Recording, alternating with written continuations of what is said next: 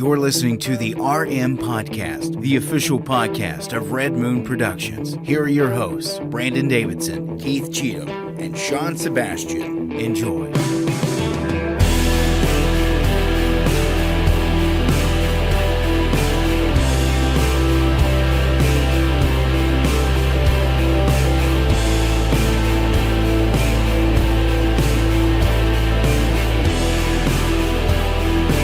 Welcome to another episode of the Red Moon Podcast, live every single Tuesday night, right here on all your favorite social media accounts at 9 p.m. Eastern.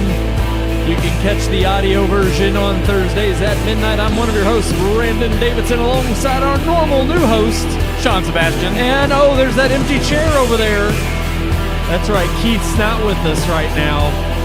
He's actually, Whoa, peace sign. Holla. That's right. He is actually enjoying himself. He is going to be out with his Faja hunting. Killing innocent animals. I can't believe it. Bambi's gone, guys. Bambi lives no more because Keith shot her. Yeah. Bambi. Shot Bambi's mom. No, shot Bambi. Bambi's the one that's still alive. Bambi's mom is dead from the movie. Bambi would still be alive? How old is that movie? It's 60-something years old? That's why it's such a crime. He shot the oldest living deer ever. Yeah. Bambi. In Kentucky. Ever. Because that movie took place in Kentucky. And Bambi was 1940s? When did that movie come out? It's got to be. It's got to be. A long time ago. Oh, gosh. That was like one of Disney's originals. Let me look at just traumatized me when I was a kid. 1942. Wow. Yeah. So 1942. Wow. So that is definitely the oldest deer on record. Mm-hmm. A national, a galactic landmark. It's like they probably live an average of like 8 or 10 years. and Keith put it out of its misery. That's so yeah. So that's next time y'all deer. see Keith on this show, I don't know if we'll ever invite him back on. After that, I don't think we can. Yeah, I think the Indians have a right to unless take he shares. That's right. If he shares some of Bambi with us. What if it was like the best venison you've ever had? Oh, it would have to be. Be great. It was like not tough. It'd been so long. This deer lived so long. It was just tender. Yeah. Its muscle had turned to mush. It's like Jello. It just like became Jello. so tender and just so. I mean, the fat around it was so good. It's so terrible. Which deers are not. They're known for being lean. It's a very lean. They're lean and irony.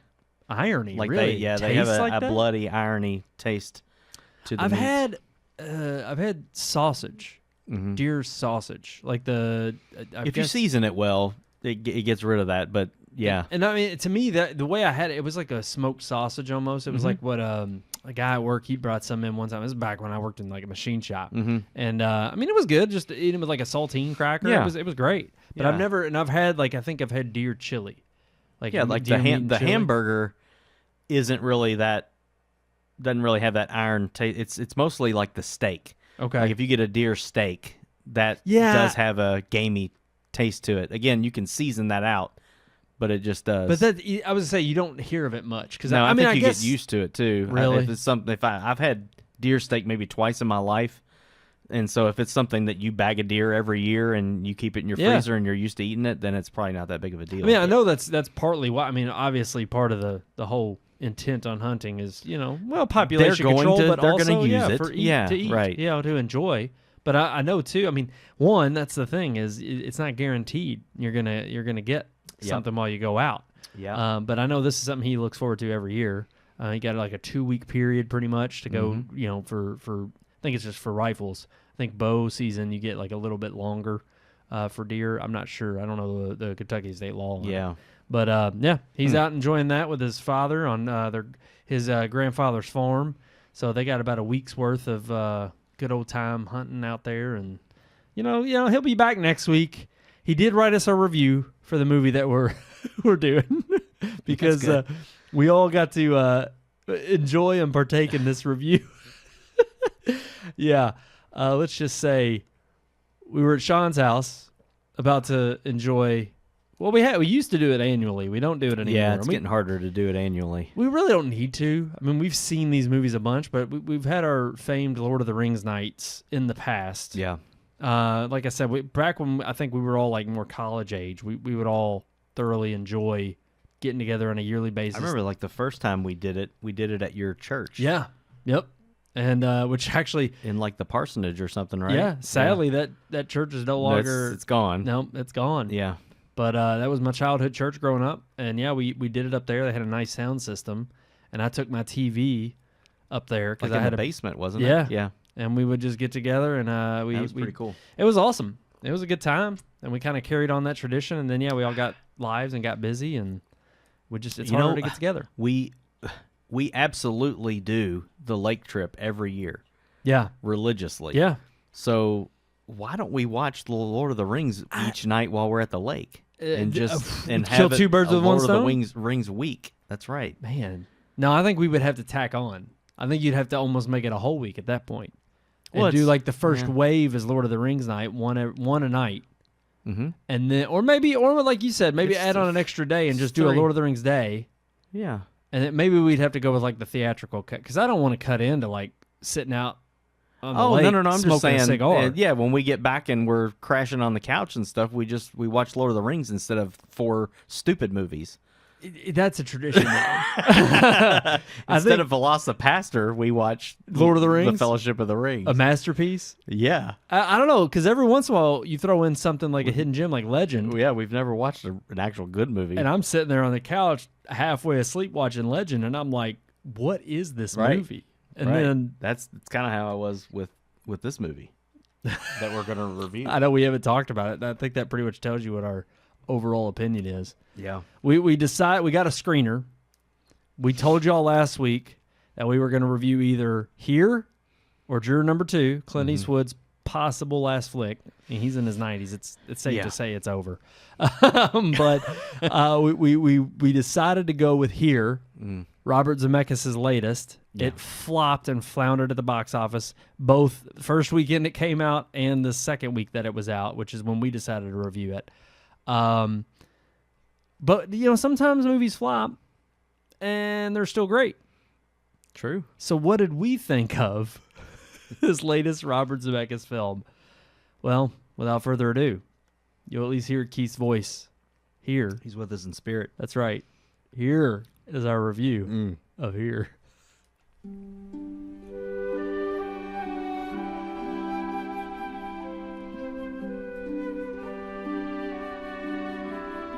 Robert Zemeckis, another legendary name in cinema, one who's made such iconic films as Back to the Future, Forrest Gump, and Castaway. Another legendary name that has also fallen far from the quality films he once made, having delivered Welcome to Marwen, The Witches, and the live-action version of Disney's Pinocchio as his last 3 films prior to his newest movie, Here. Though every director has their duds, and many ebb and flow throughout their careers, there was some hope that Here would be Zemeckis' return to glory. Wrangling in Tom Hanks and Robin Wright, creating a quasi-Forrest Gump reunion, Here was heavily promoted as an emotional, heartfelt experience, the likes of which Zemeckis has failed to deliver in over a decade. It doesn't live up to that promise. Based on a graphic novel of the same name by Richard McGuire, Here is a non-linear story about all of the lives and events surrounding a single location. Ranging from prehistoric days through modern times, multiple people from Native Americans to colonials to present-day families, Here showcases the hardships, celebrations, and history of all who lived at this single spot.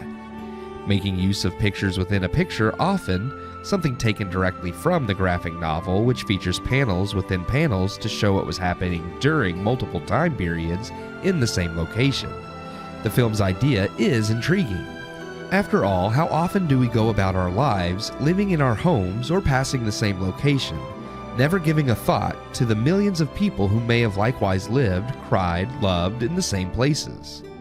Unfortunately, the movie makes its point in the first 10 minutes and never offers anything else other than the basic idea of how so many can be connected by the same location. There is sadly little to no emotional depth to any of the characters. The film jumps back and forth from one time period to the next, quickly in its 90-minute runtime, covering 7 different periods and groups of people. The quick pacing and short scenes leave very little time to connect with any one character before we are whisked off to the next set of characters. The bulk of the narrative does focus on Hank's and Wright's characters and family most, but they are little more than stereotypical tropes, phoning in chemistry that has long faded since Forrest Gump. While the non-linear narrative may work well in the graphic novel, and perhaps could have worked on film, as utilized by Zemeckis, the plot becomes too disjointed. Perhaps restructuring the film into a straight narrative may have at least helped the characters breathe and grow, allowing audiences to form some kind of connection. But even then, I have doubts, as the characters really never stray outside of cliches. And that's truly the thing that defines Here most. It's a unique idea, poorly executed, rife with all the emotional cliches that tell audiences they should be feeling something, but it never actually makes audiences feel something. And while I could give the film more credit for its idea, even that came from the original comic, leaving Zemeckis with an idea he didn't come up with, executed in a way that feels like a first-time director's attempt at imitating a Zemeckis film. I give Here 1.5 out of 4 stars. 1.5 out of 4 stars for Here, Mr. Robert Zemeckis' latest. Well, Keith obviously clearly given his opinion of it. What about you, Sean? What would you give this film? I give it 1. Ooh, 1 star. Yep. Man. Oh, I threw up our email a little last minute there. Early. Hey, RMPodcast at RMPodcast.com. You're not going to have that sexy voice saying it tonight. No, he's out tonight. So Yeah. I got to make up for it, and I didn't. Yeah. But you know what? Email us there and tell us your opinion of Here if you saw it. Yeah. But no, so you're giving it 1 star. I did. Yeah. Okay. I'm giving it, actually, on the higher end. Out of all of us, I'm giving it 2. Okay. And I told you during the review, I'd explain a little bit. Mine's more, and Keith explained it in the review. It's practical, and the fact that I think the ingredients are there. This movie has all the flavors of what Zemeckis has brought to the fold in terms of when you think about Back to the Future, Contact, Forrest Gump. There's elements of that brilliance, but clearly he's suffering from the same things that I think Spielberg, Scorsese, and we don't know about Tarantino. Yeah. Ruling's still out on him until his final film most releases. recently you've got Coppola. Oh gosh, yeah exactly. Yeah, you're starting to see these greats, quote unquote, reach the tail end of their career, and I don't know if it's just they don't have the same pizzazz. If they're so worried about cementing their legacy and worried about creating something new that they fail to actually execute on more than just the premise. That's clearly the case here. I gave it 2 simply because I still think the technical achievements, and they're not like mind-blowing or anything. Yeah. I just thought the idea was creative enough. It's like I think I said it. Well, Keith called it. He basically pointed out and said this is more like akin to a play, what you would get from a play. And I was like, 100%. Yeah. That is true.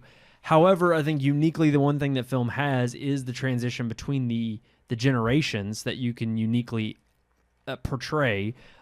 It being based on a graphic novel, the fact is that that's Zemeckis. surprising, yeah. It is. It's like honestly, it kind of made me think of something like Old, in the sense like that movie being a good premise that Shyamalan just poorly executed. Right. Yeah. But also the idea of it being a graphic novel. There's these unique premises that are coming from a medium that you wouldn't expect. Yeah. But then when these filmmakers are trying to bring it to life and they fail miserably, it's like, well, I can't even give you points for having the idea because it's not your idea. Yeah. You're clearly taking it from this other work of art. Yeah. And even with Zemeckis here fumbling the ball, I'm like, there's things that I saw as hints of being good, but I think I told you all the night we watched it, I was like, for me, it felt like this would have been an okay film had it been a decent attempt at like a first-time filmmaker taking a stab at it. Like this is something I feel like a filmmaker would try to accomplish coming out of film school to get his name on the map. Yeah. And if it were that, I would have given it way more praise. But knowing this is a seasoned professional, Yes, yeah. from creating some of the greatest films ever, expecting more, yeah. Yeah, there just wasn't enough meat on the bones. Yeah. Who's the guy that did the Boyhood, the one that took like 12 or 14 Linklater. years? Richard Linklater. So that was one of his. Was it his first film directing? No. He's done others. Oh gosh, he did. Correct me if I'll have to look it up. He's done some others, but that's what I kind of akin it to that, where he's trying to come up with this unique way of telling a story and filming a story, and to me, that's what, when I saw the trailers for this film, that's kind of what I thought. I'm sitting here thinking, wow, that is a really good idea, because nobody really stops and thinks in the very place that you're sitting right now, what all has transpired here in this one location, in this spot, like before your house was built. Right. What happened here? How many people got hurt working? What happened before this neighborhood was even here? Whose land was this? Like, I think that's a great idea. Yes, agreed. But very, very poorly execued, like you said. So it just meandered. Yeah, the technical aspect of the one shot. Same. There's no zooming, no panning until you get to the. Oh, he did Hitman. The very end. Linklater just did Hitman with Glenn Powell. Okay, but that was years after Boyhood. Yeah, I'm trying to think what he did was, before Boyhood. The other, his claim to fame is, Before Midnight. I think there's one Before Sunset, and then also, that was the second in the series. It's called the Before series, Before Sunrise. I just think of that movie as one that really. Oh, and he did Dazed and Confused. That's probably that would have biggest... put him on the map. Yeah. That's a huge movie. Yeah, that one's big. That's like cult status, cult classic kind of status. But yeah, just the uniqueness of the storytelling or the filming is what I thought the movie had going for it until I saw it, and then I was just like, this is again the jumping around through the different timelines so often took me out of any kind of emotional moments that they were trying to create, because I'm sitting here thinking of Tom Hanks and Robin Wright's characters, and then you're thrown back into these Native Americans, and then the early the 1800s or colonial times, 1920s or whenever that was. You're seeing all these different things happen, and I'm like, okay, those are cool ways of showing you what could have happened in this spot, but really the only story that you focus on is Tom Hanks and Robin Wright. They're the only characters that really get any play. You got the lazy boy guy, and that story, which again, that's kind of like, okay, so the lazy boy was invented in this house, right? Like Big Whoop, but their story wasn't there. Even that I thought was interesting that they plugged that, because again, the problem again was the execution. The lazy boy being something that's invented there that you just don't think about. It would have been like a cool little nod to, oh, this is something you use every day. Yeah. And here's an invention you don't even think about, and it would have been created in this very house, and nobody even draws attention to that. Yeah. That I thought was okay again, but from the moment he calls it the relaxy boy, and it's just so obviously pointing to lazy boy, and eventually they give up the the joke. Yeah. And I'm just like, this is lazy. Like, this is just lazy. Yeah. Yeah. I wasn't even trying there. Yeah. It was to me, it was just so on the nose that it wasn't clever anymore. Yeah. It was too much of a one-trick pony we had seen before and done. And I mean, again, thinking about Forrest Gump, whether it's the bumper sticker or him wiping his face on that took it to an exaggerated extent that it was hilarious. Yeah, that it was part of the fun. Him sitting there with JFK, yes, drinking all the Dr. Pepper and all that. Like, it's funny, and the fact that they. Investing in Apple, yes, Skyrise, stuff like that, some kind of fruit company, and it's like, it's hilarious. Yeah, no, it's great. Watergate, he was in the middle. Of the middle of Watergate or something like that. Like, they got some lights on. Yeah, and it's kind of distracting. I can't go to sleep, and then it's like it pans down and it's the Watergate host. It's those little moments are cheeky and clever and creative, ways to show all of these. And because again, the story of Forrest Gump was this, ordinary guy on a bench who did extraordinary things that nobody would have paid attention to otherwise. And he didn't think of them being extraordinary.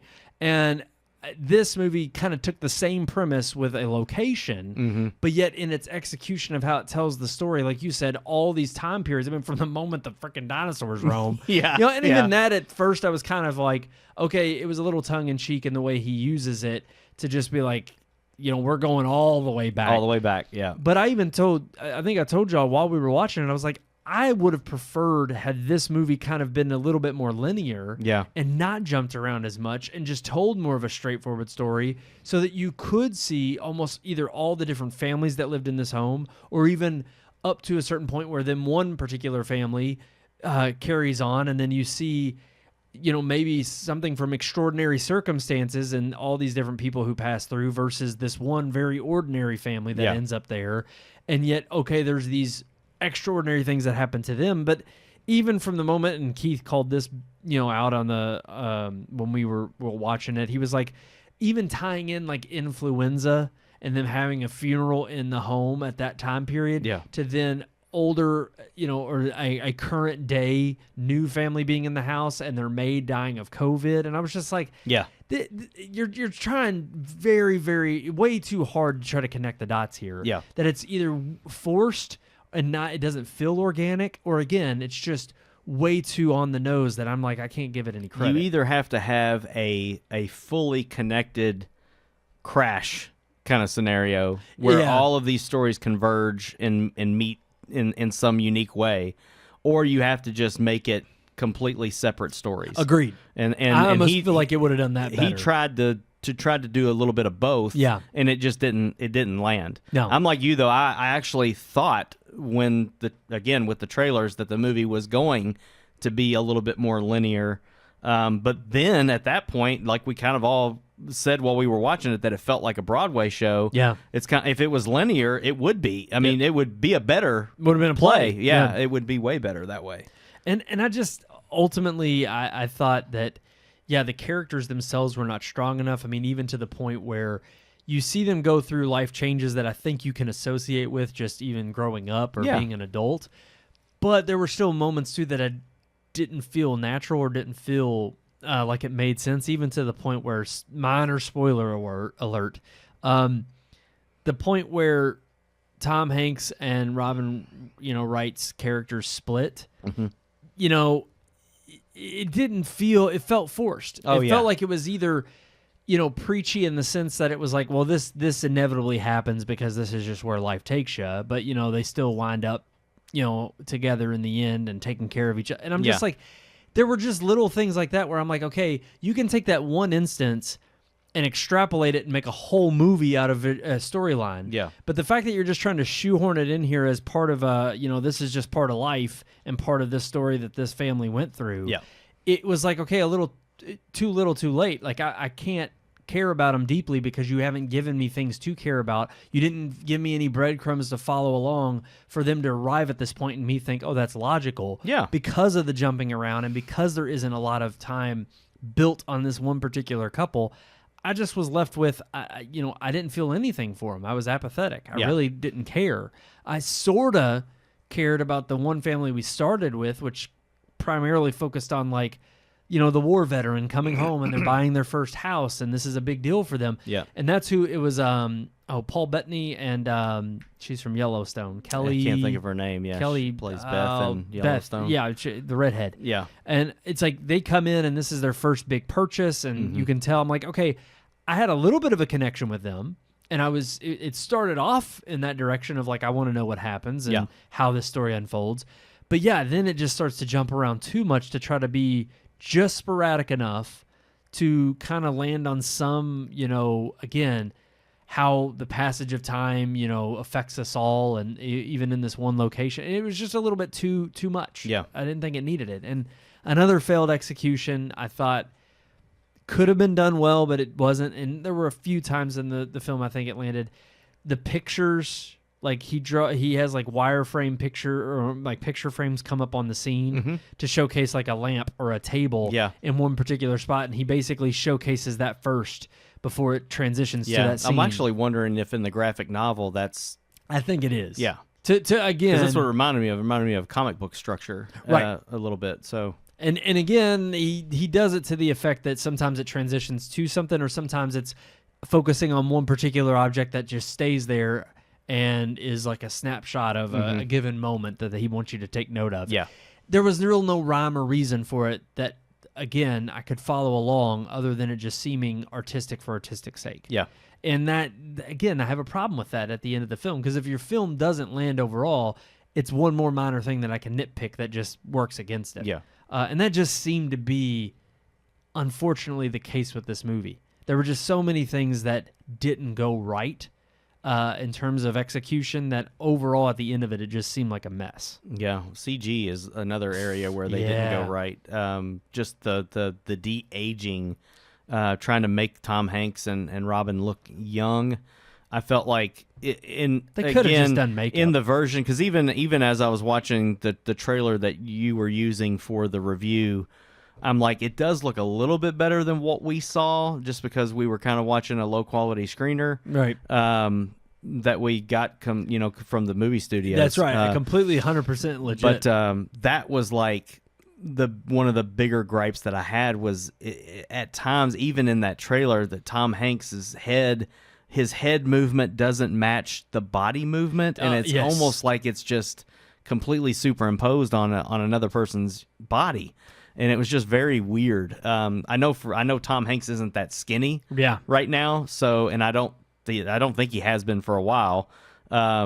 So I don't even think it was his body at all. It just looked weird. Yeah, it's just very. And even if we found out that he did thin down and they just he's done it for Castaway, weird, de-aging effects. Yeah, it was poorly weird. done. Yeah, and you're right. It's like we looked it up during the review. It cost $50 million for this movie. Yeah, that's crazy. And you even brought up, it's like A24 or Blumhouse could have easily produced this for 10 or 12 million.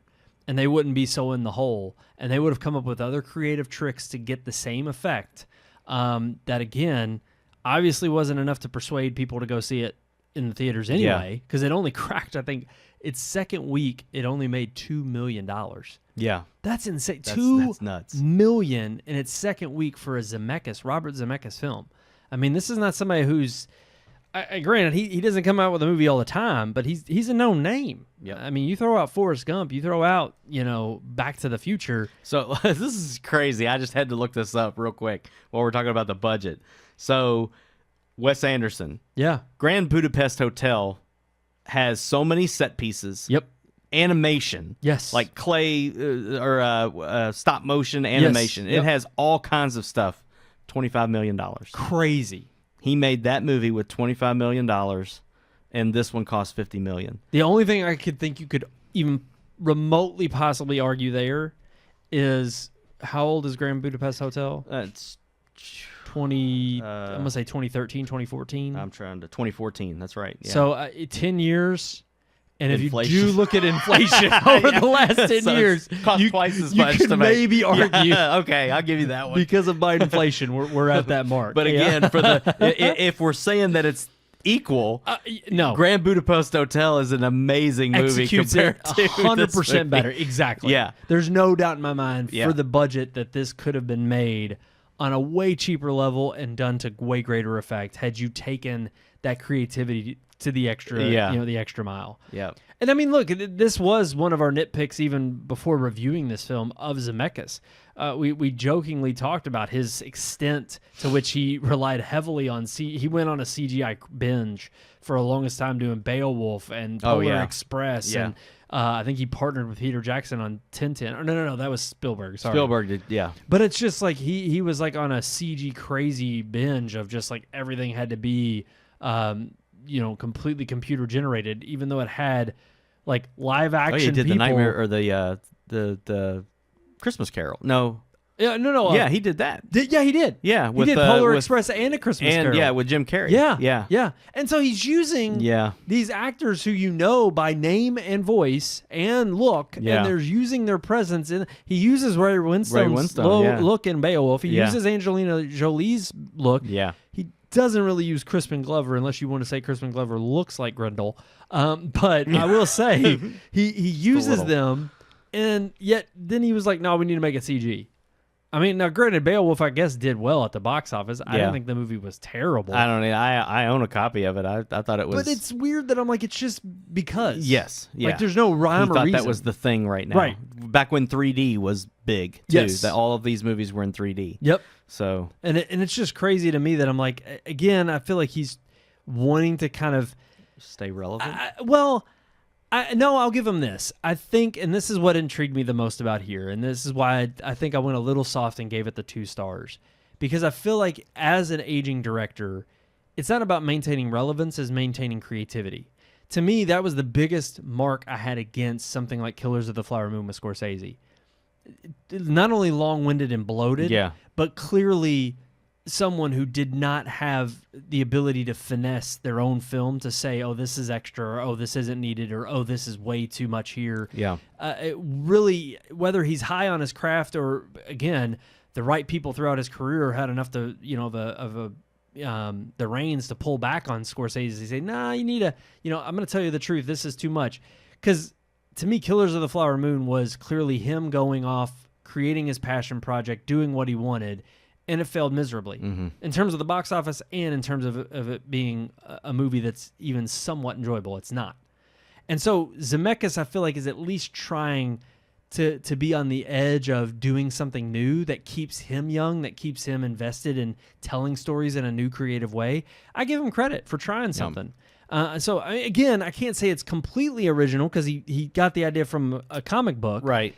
But again, for him to take it to the next level and say, well, I'm going to try to execute this on film.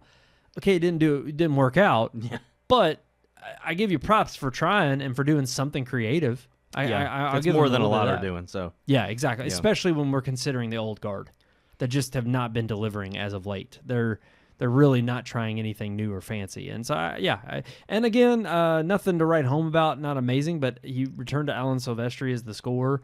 I thought if there was one thing that stood out about the film, hey, Alan Silvestri still, they're a great team, just like James Horner and James Cameron were. I mean, till Horner passed, and then of course like Spielberg and John Williams. Mm-hmm. I mean, you've got these. I mean, for the longest time it was Shyamalan and James Newton Howard. Hans Zimmer with Nolan up until recently. It's like so. Silvestri and Zemeckis, they had this like little tie, and I thought the score was fine. It was good. Definitely still had his flavor in there, but. Overall, there you have it. 1.5 out of 4 stars, our official review for here. I'm trying to think of another pun that I can make with that word. I mean, we need to go there to the headlines. We need to move beyond here. Move beyond here. All right, guys, let's head into our headlines. Let's get into it.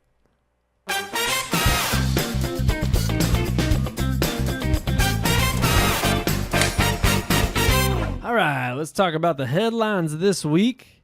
I think I'm going to start from the bottom up. Oh, okay. Because I think we can kind of run through the 3 or 2 and 3. So I'll start with 3. All right, Mr. Tony Todd passed away at 69. If you don't know his name, he was Candyman. Candyman. Oh, I didn't have a mirror. Yeah, I was gonna say that's the disclaimer. I wouldn't have done it if there was a mirror. We don't now. I think I'm gonna have it linked in the description below. This was from the article that I think somebody had sent in the group. At the time, I mean, it is NPR, so I feel like they would have updated if they had any new information. Because 69 is pretty young. Mm-hmm. And we don't know what the underlying cause was, if it was natural causes or something else. At the time of his death, there were no causes. Yes, there's no cause shared. So we're not sure exactly what might have happened, but it was kind of sudden, and I don't think... Obviously, he didn't have a huge swath of roles in Hollywood, but very much known for Candyman. He did a lot of voice acting work throughout his career. So we just wanted to pass along that news. Bit of sad news with another passing of again.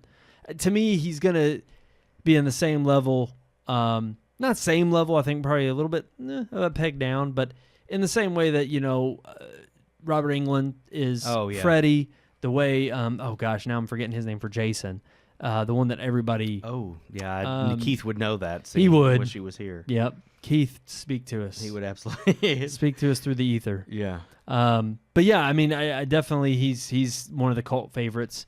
I think he did reprise his role briefly in the latest Candyman remake. He did. But it wasn't... 2021. Yeah, and that movie was not good. No.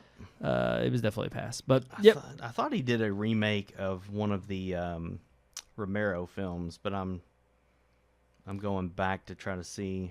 I could have swore he was in a Day of the Dead or a Night of the Living Dead remake or something like that. Well, see, and it's weird because they did say that he voiced, he was in The Rock. He was in a lot of. Oh yeah, he was in The Rock. Yeah, he was one of and The one Crow. of the soldiers that. He was in the original of The Crow. Oh yeah, I don't remember that.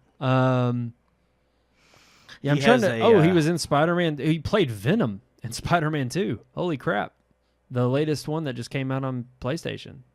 Oh, the voice. Yeah, okay. The voice of Venom. Okay. Well, that's what I was going to say. It mentioned in the article that he had done a lot of notable voice acting work. And when it said video games, I'm like, I'm sure I've played something that he was a voiceover character in. Of course, he did reprise his Candyman role in 3 subsequent films from the original.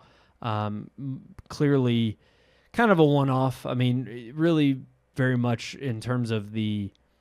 I think the world of film, that was his most notable role. Yeah, he's in a lot of TV shows. Really? Like some of them just one episode, but he's in a lot of TV shows. But you know what? Gosh. It's funny because I joke about this a lot with people at work when we see soap operas on and whatnot. I mean, you think about it, it's like, especially for someone like that, if you remain in that industry and you have a steady paycheck and a steady gig. Yeah. I mean, because here's the thing. You land something like a Candyman, even if it's a cult favorite, but it has enough of a following and you have a name in the industry, you're going to get called back for gigs. Oh, yeah. Just for one, it could be just that association in general because, now people know, oops, moved on to the other headline too quickly.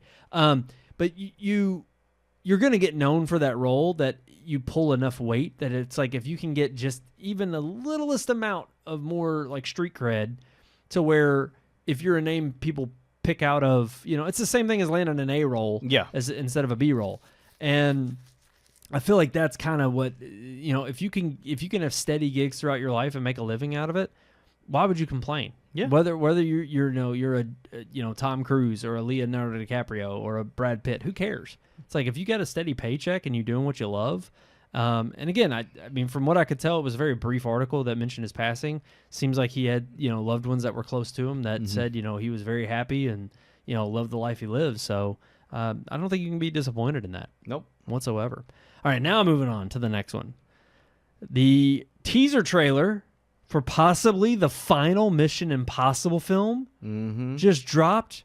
Mission Impossible, The Final Reckoning. Which...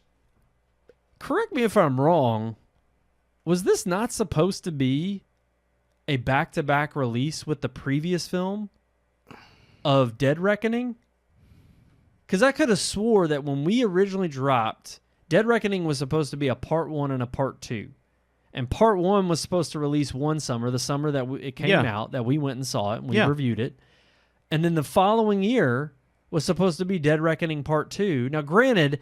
that was a working title, so they still have Reckoning in the name. This is the second part of that movie. Story because they're still going after the same. They're going after the key. Okay, yeah, yeah, in the sub, in the and submarine like and all that. Yeah, because I was going to say, it's the same story. Even with the way the first one ended, it ends on like a cliffhanger. Yes, of the mission still ongoing because they're on a cliff at the end. But yeah, no, I think this is the wrap up to that. So I don't know if this will be the last. Mission Impossible, but it's the end of that story, and that's and I think it's safe to say this. Yeah, this is the last. Especially Tom if Cruise. one of our other headlines we're kind of talking about a possible replacement. I think that would, if this is going to be the last movie, now's the time to start talking about who's going to carry on that torch. Because that's the thing. I think clearly Tom Cruise knows he's getting. Even as young as he still looks, it's ridiculous. Yeah. But he knows, even physically, he can't continue to do these, forever. These types of movies. And he's doing another Top Gun, so he's still got one of those left. I mean, I do think the dude will do it till he's in a walker or until he's freaking can't. He'll do it till he's 90. Yes, and it keeps him young. Yeah. I mean, there's a reason he does this stuff. He's got the thrill for it, and man, it keeps him young. Yeah. But I definitely think it is a wrap-up for Tom Cruise's character. However, do they pass the torch to a new spy? Or does the potential person who is being touted or Tom Cruise specifically recommended was Glenn Powell, Yeah. who we've seen become pretty much since Top Gun Maverick, an A-lister overnight with Twisters. Yeah. With even the rom-com with Sydney Sweeney that, is it Something About You, or I can't remember what it is. I forget the name of it. Yeah. They dropped this past summer, and of course, big rom-com. Yeah. But no, I don't know. I'm curious. I don't know if they'll go that he is Ethan Hunt, if they'll make that that case, or if it'll be completely different. I don't think he'll be Ethan Hunt. Okay. I think Ethan Hunt will finally get the actual retirement. They tried that with MI3. I know, man, and it was a good one. It JJ did that good. He did. I think they'll either give him a retirement or they'll give him a retirement like they gave Daniel Craig a retirement. So one of those two, either way. But I think Glenn Powell, if somebody, I don't think he'll replace Ethan Hunt. The difference there, though, is that we know James Bond exists. Yes. They gave Daniel Craig's James Bond, but we know the next person coming in is James Bond. It's just a new string of 007 movies. Yeah. It's a new legacy. Yeah, I think now they're even trying to say that James Bond, like the name, is that's your designation. So like they're doing not a particular guy. Yes, it's the name you're given when you step into that role. See, that's is stupid. One of the things that I've heard rumored around, because they want to be able to keep going with that. But if you want to move into the future, because obviously Daniel Craig was supposed to be, it was in modern times, but it was telling old James Bond stories. Supposedly, some of those stories were even before Goldfinger and that kind of stuff. So, like Casino Royale is way before Goldfinger, which was Sean Connery. So it's kind of like, if you want to keep going with that into the future, James Bond's dead, so you've got to have somebody that can still be James Bond. But that's the weird thing about 007. To me, that was the thing. Like, 007 was the title. That's the title, yeah. Or that's the rank, yes, the agent number. Yeah, right. And to me, I'm like, even with that Casino Royale taking place before Goldfinger, chronologically, to me, that was never the appeal of how are they canonically. No. They're just telling a story. Right. Yeah. Each one is independent of itself. And even with, like, you somewhat have a through line with, like, oh, this is Daniel Craig's saga. And in each of his movies have, like, similar characters that are now interacting from one movie to the next to build that cohesiveness. Yeah. But even then, you could still say each one of those movies is independent of the other. Yeah, it's kind of, I agree. I do know that there's I can't remember which one it, one of the 00s after Sean Connery, in one of the films, they say something about, what did they say? They say something about Fort Knox. And the 007 character in that movie, whether it was Roger Moore or the other, who was the other one? There was one in between, and he only did one movie. He says, like, "Oh yeah, I've been there before," and it was a nod to Goldfinger, and so it's insinuating that it's the same character. Yeah. And here's the thing, and I'm okay with that too, because again, in the world of filmmaking, James Bond has had this, like Sherlock. Sherlock Holmes is the same Sherlock, regardless of the actor that presents him. And even if they change the time period, it's still the same Sherlock Holmes. Yes. And he's solved all these cases, and he's the brilliant mind. And I'm fine with James Bond being that.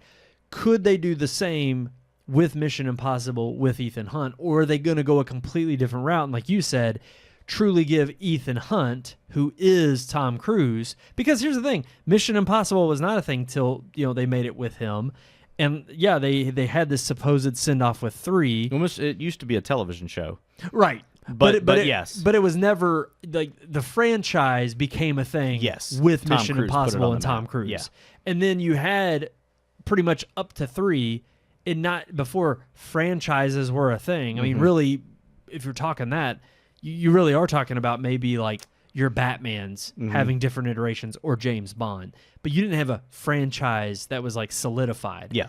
Now with everything turning into that, and even after 3, them coming out with Ghost Protocol, Dead Reckoning was the last one. I forget the other 2. And actually, the last one was called Dead Reckoning Part 1. That is what it's called. See, but I could have swore that they dropped the Part 1 after it came out initially. It was advertised as Dead Reckoning Part 1. I don't know. Even this article, that's what it says. They call it at the end of the article. It says plot details still under wraps. The last film in the franchise, Mission Impossible: Dead Reckoning Part 1, took $567 million worldwide last year. Oh, and maybe was that last year? Yes. That was because they were last supposed year. to be a year apart, right? Yeah, Yeah. and they delayed it. That's right. Because now it's coming out next year, so it'll end up being 2 years apart. Yeah. But yeah, I think you're right. Originally, it came out as Dead Reckoning, and they revealed it to be part 1 because they two-parter. wanted Yeah. people to know that they were going into like a two-parter. And funny enough, even though it got, what you said, 570, 567 that's worldwide. That's not amazing. Mm-mm. That's not nearly as good as the last two did. But I think if they play this one up and they promote it well enough, and knowing that it's Tom Cruise's last one, I think this one. And plus, this is launching at the beginning of the blockbuster season at the beginning of the summer. Now, granted, that didn't bode well for this past year because you had Fall Guy and Furiosa both released at the beginning of the blockbuster season and flopped terribly, both of those. But this one may, with Tom Cruise knowing that it's his last film, could be what is the linchpin to make, put butts in seats. I think Glenn Powell's a good pick, though. I think he is too. I think it's pretty amazing if you think about how new he is. Yeah. I'm pretty sure he's probably been in things that we just don't remember or didn't recognize him. But I definitely like Top Gun, and of course, before he did Top Gun, he was in Devotion, wasn't he? Yeah. Him and he dude that got in trouble. The What's guy his who name? shall not be named. Majors. Jonathan Majors. Yeah. So, to have him kind of show up on the scene just within recent years and him already be possibly landing, same thing. Oh, Hitman was the other one that I was thinking of. Yeah. But the I can't think of the Anybody But You. That was Anybody the But rom-com. You. Yeah, with him and Sweeney. Yep. But yes, like to show up just in the last 3 or 4 years. Yeah. And land something. And it's like I was texting you earlier. It's not even the fact that he might land this role. It's the fact that Tom Cruise recommends him. Yeah. Yep. That's awesome. Yep. I mean, if you got Tom's blessing, Yes, and he's the current holder of the character, yes, I don't think you need anybody else's approval. Yeah. I mean, really, it's like as long as your star continues to rise, because and it's not that his has floundered, but I was thinking, I know we all walked out of Elvis thinking about that with Austin Butler. Mm-hmm. And granted, he's had some notable roles. Not even his best movie, but it was like, this guy's going places. Exactly. Yeah. And he's still got a lot of runway left, but it's like, Bike Riders didn't do too hot. It was kind of a lower film on the, low end of the spectrum. People didn't go see it. Trying to think of another big one that he's had, or notable one, I should say. And I'm not thinking of it top of my head, but it's like when you have these actors who come on the scene that way, and at least from the outset already have that kind of appeal, if they can maintain it, and Glenn Powell seems like he's been able to maintain it. Yeah. And all around, you can tell from the interviews he does, from the movies he's a part of, and, whether it's the chemistry, because he's a good-looking dude with Sydney Sweeney, or with the woman in Hitman, it's like you can tell that he's got the sex appeal that they're driving to try to put out there. Yeah. And so clearly I think that, if you get Tom Cruise's blessing plus that, then I don't think you're going to have any problem, convincing the studios. I mean, clearly he's been in movies that have brought in money. I don't think he's had any major flops. So I think, you put him in that kind of role and it cements him. Yeah. Because that's the other thing, too, is, oh, wow, Austin Butler was in Once Upon a Time in Hollywood. I saw him in something before the Elvis movie, but I can't. He was in Dune, of course, Part 2. Yeah, that's after Elvis though. But it was something before when he was even younger. I saw him, didn't know it was him till recently, and went back and watched something. I'm like, that's Austin Butler. Now I can't remember what the heck it was. I'm trying to look right now just through. It's funny because he was on that show on Apple that I think the Masters of the Air or something like that. That was a huge disappointment, by the way. The Bling Ring, maybe? I don't know. No. But no, Switched at Birth, that was a TV show. No. I don't know. But the thing is you've got, I think, the markings of these actors who can do it. They I think can go one of two routes. And this is what I think right now is the crisis in Hollywood. I mean, we're about to talk about it with the box office numbers as our main headline this week. But really, we've talked about how, and if anything, without getting into too much politics, if there's a clear sign of celebrities losing their status and influence, it was last Tuesday's election. Because one side clearly had a lot of celebrity endorsement that meant nothing. They paid for them, too. And they paid a hefty fee, a lot of money. I mean, that's the thing. I mean, but people themselves are growing tired of, and I've seen a lot of opinions on this, and I think it really comes down to one particular opinion that I've heard that I keep going back to and agreeing with is, since the dawn of social media, and we had these celebrities, you know, what really kind of were deemed as like the out of reach, you know, royalty. It was American royalty was the celebrity. You know, these people's lives that you could see from afar, you thought you knew because you saw them on the silver screen, you saw them, like you know, the on Oprahs, talk shows. Yeah. You felt like those were just little glimpses into their life, and it was like social media was going to reveal this whole new, you know, wave of their life, but a new insight into who they were and why they were just on this platform that we weren't on. Mm-hmm. And it completely destroyed that. Yeah, you had those who've taken it to a different level, and that's their entire claim to fame, like the Kardashians. But then on the other end of the spectrum, you have people who are huge movie stars that got knocked down huge pegs simply because it's like, oh, there's nothing really fancy about you other than maybe your good look and your charm in these few interviews. But when you actually start talking out of your ass on social media... I was going to say, when people don't like what they have to say. Right. And we realize you're just an idiot. It's like, you're a good actor, but you're stupid. Yeah, exactly. Yeah, exactly. So I really do think that it kind of shed the light on the celebrity culture. Well, it created other celebrities, too. True. You know, you have your YouTube stars now. Yes. I mean, I would argue that freaking Mr. Beast is more famous than some movie stars out there. No doubt. And so it's like social media kind of took the Hollywood celebrities down a notch and raised up new, just everyday celebrities that were sitting in their basements making videos. And a lot of their appeal comes from that kind of portrayed image of, oh, I could do I've this. opened up I've opened up my life to you, and you're getting me nonstop 9 to 5. This is me all the time. And for certain people who have that personality that can keep that up and just have mass appeal, and they got in early, it's like boom, they made strides with that. And like you said, it's kind of supplanting the fake culture and Hollywood, you know, celebrity types that we got for years, for decades. But also, I think there's this reality setting in for people of not only that, that revealing of how densely idiotic they are, a lot of them, but it also, it ripped away the mystique, and you realized, wow, I actually cared about you more, or thought more about you when there I didn't wasn't know about you a lot, right? Yeah, I always think about it like, and I've said this, it's kind of a running joke on the show about my thing with Chris Pratt. It's like, Chris Pratt is a guy that I think he's a great actor. I think he's had some crappy roles, but I think he gives it his best. And I think morally and in terms of values, I think we're pretty close on the same page, faith wise and stuff like that. But that's a guy that I feel like I could meet that guy in real life, and I could have a beer with that guy and sit down and talk, and it'd be just fine. But then there's other people that I'm sitting here thinking, another a celebrity that, you know, it's like, man, if I could just sit down and have a conversation with that guy.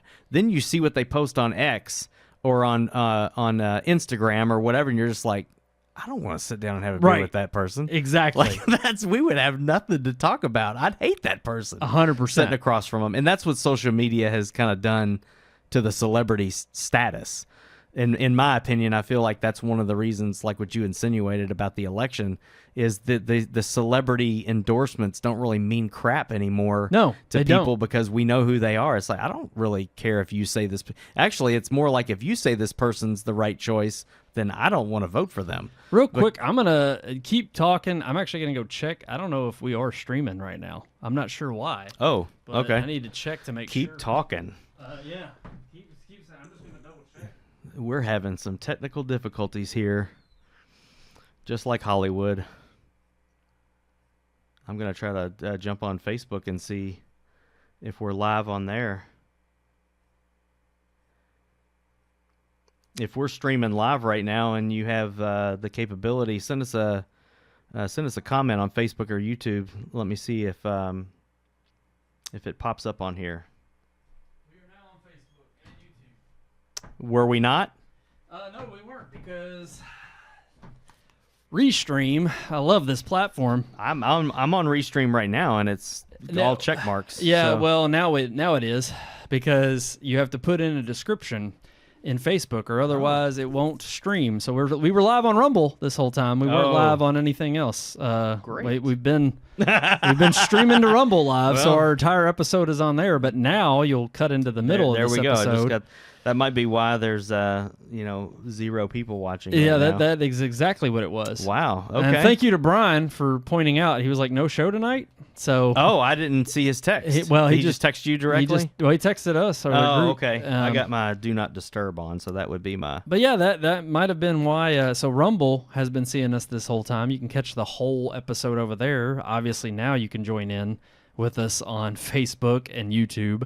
I'll make sure the entire episode gets posted tomorrow. But yeah, that's a little bit. That's frustrating. Yeah, it is a little bit unnerving, and a recent change that Restream made that I'm not particularly happy with, especially as a paying customer. I think it's a little bit bogus, and I think I'm going to write somebody over there. Maybe, based on how much I pay to do it. If you're just now joining us, which if you are, thank you for waiting around on pins and needles for us to come on. Well, they've been missing a good conversation. Yeah, you've been missing some good conversations. So definitely go back and watch it to see the review of here and to see our discussion on the headlines we've covered so far. Yeah, I'll get the entire episode posted right after we wrap up here tonight. I'll make sure Rumble will be fine. You can go there and search Red Moon Productions, and the entire episode's. I mean, we're still streaming live, but you can also go to YouTube and Facebook, and I'll have the whole episode posted there tomorrow. So the entire thing is up. But yeah, that's a little bit frustrating, because apparently Facebook changed their rules to where you have to now have a description, and Restream, the way it works is when you select everything to go live, you have to meet the criteria for all of those for services. every single service to go live, instead of everything but that one service, which I think is an oversight on Restream's platform. I think that's a little bit bogus, and I think they need to fix that. So I'll be writing them to tell them that's unacceptable. And a recent change that is, it's not worth the money if that's the case. Yeah. But anyways, all right. Continuing on, we've kind of talked a lot about. Most people didn't hear it. Yeah. We did. You will hear it if you go back and watch the full episode posted tomorrow. Yeah. But we're gonna move on to our third headline, which happens to be the big headline of the night. Funny enough that we just now got onto this. Yeah. So right when we're live on all the platforms, the box office fizzling. Now, in the description below, we will have it linked to a different article than one that I had sent. And Sean, I'll let you open up with this, because originally I had a Hollywood Reporter article linked in there. Yeah, and I mean, you didn't have to change it. I'm okay that you no, did. The reason I did change it was because I don't even want to support this article. Well, and here's the thing. That's why I changed it, because you're right. It's like you can go look it up, honestly, if you want to, but there was nothing of detail in the article specifically, other than the headline that drew me to it. That is the reason why I picked that article. But I was able to find other articles and other sources. Yeah, with the same information. That supported what we wanted to talk about. Yeah. So I was like, I'll just link to that. So it'll be a Rotten Tomatoes article that just clearly goes over the box office results from this past weekend, and literally how heading into the holiday season, not a lot to talk about. No. Everything is fizzling. But if you wanted to bring up the Hollywood Reporter. I mean, it was stunning to me that the Hollywood Reporter and whoever wrote the article, I don't even know, I don't care. I'm not going to say their name if I did know them, because I thought it was just horrible. But it's just a shame that you can't, you can write an article and you can give it a headline that draws people in to see what they're actually looking for, which was the changes in these in the box office results, and how Hollywood is just kind of hemorrhaging money and then making bad movies that are bombing. That's what I wanted to read. And so when I started reading the article, before I think I was the first one that was reading it, the whole first paragraph was just this huge dig at Republicans and Trump supporters in particular. Just baseless. It was talking about the election last week, but it was baseless in terms of, it was pure just accusation. Oh yeah, and it was just it was a weird way to shoehorn a political agenda talking point. Into something about the box office number. Now, look, so as the kings of people who do that on the show sometimes, when we don't really need to, it was clearly it was one of those attempts at which this person was clearly unhappy with the results of last Tuesday's election. Yes. And just had a way to get it off their chest in this article. So it made no sense. Yeah, but I mean, it was basically blaming the fact that there weren't very many good movies coming out this time of the year because movie studios were anticipating rioting and civil unrest and attacks and all these different things to the level of January 6th, which we all know was worse than Pearl Harbor and 9/11 put together. And obviously I'm being sarcastic as hell, but that's the movie studios did not want to put any movies out after the election because they knew it would be a very trying time for them to release a film, and they probably wouldn't make any money. What I think is preposterous and ironic about that underlying point that they made was the fact that just before they go into that tirade, they specifically mentioned how the ad buys were higher, so they didn't want to promote. And I'm sitting here, I'm like, oh, now that's a logical conclusion. That actually makes sense. I'm like, of course, because we had a major presidential election going on, ad buys were higher. So studios who are already bleeding money, and that's why we're really talking about the box office fizzling, is we're going to go through, I mean, these results as of late, and it just spells doom and gloom for not only what's on the horizon, but the fact that we are going in dry coming into the Christmas season in terms of what's available and any major releases. You've got a few tentpole releases here and there, but ultimately it really does come down to the fact that I think you just have a weak release schedule mixed with why advertise something that you already are anticipating to not do so well at the box office, and you're going to pay double the rate for it just to promote it, and it's not going to have the returns you like. That makes way more sense financially and economically speaking than any kind of real political threat that the Hollywood Reporter was espousing. So I really do think it comes down to financial sense on the part of the studios, who are already having shown proof of hemorrhaging money this year with tons of flops across the board. From major studios. And clearly that is showcasing by the fact that, again, the link we'll have in the description is from a Rotten Tomatoes article. Not much better in terms of sources, but at least they broke down the fact that it's really just been weak releases. You had Venom finish out on on top again, number 1, and it still oddly cleared only, I think, around what was it? I think it was like 16 million. 16.2. 16 million. And its third weekend. The fact that was number 1 with 16 million, and granted, the only 2 new releases you really had major were Heretic, which stars Hugh Grant. Yeah, I've actually heard that's an interesting movie. It got great reviews. It got a lot of good reviews, and it's gotten, I guess, pretty good word of mouth. They're, I guess, expecting it to do better maybe in subsequent weeks. Time will tell. But really, it released at number 3. It didn't even crack 2 or 1. Came in at number 3. Now, granted, it's a smaller budget film, but you think with someone like Hugh Grant in there, and with the same I forget who directed it. It's from the same creators of not Hereditary. I'm trying to think. It's a duo partnership. It's Scott Beck and Brian Woods. From A24. Okay, maybe it is. I think they did release Hereditary. I think that might be right. Yeah, that's it. But ultimately, same studio behind Ari Aster's Hereditary. Okay, Ari Aster did Hereditary. Yeah. Okay, duh. Keith would be kicking me right now if he was here. He'd be like, "What are you talking?" He just watched it and he was just like, "I can't believe I skipped that film." It's a freaking disturbing film. Mm-hmm. But you have them bringing out Heretic with Hugh Grant, and then you had the best Christmas pageant ever, a semi, I would say definitely probably more your word of mouth, but it's gotten good reviews from critics and audiences and seems to be pretty faithful to the book that it's based on / the play that it's based on. And I think that it busted in number 2, and it could only go up with I think good word of mouth, especially with there being slim pickings on the the market today. Yeah. But really, it's like looking across the landscape. The major films you have left the rest of this year are Gladiator 2, which apparently has not been receiving great reception. You've had Sonic 3 coming out in December, and it's going head to head with Mufasa. And Disney, from what we've seen, other than Deadpool Wolverine, is not doing great.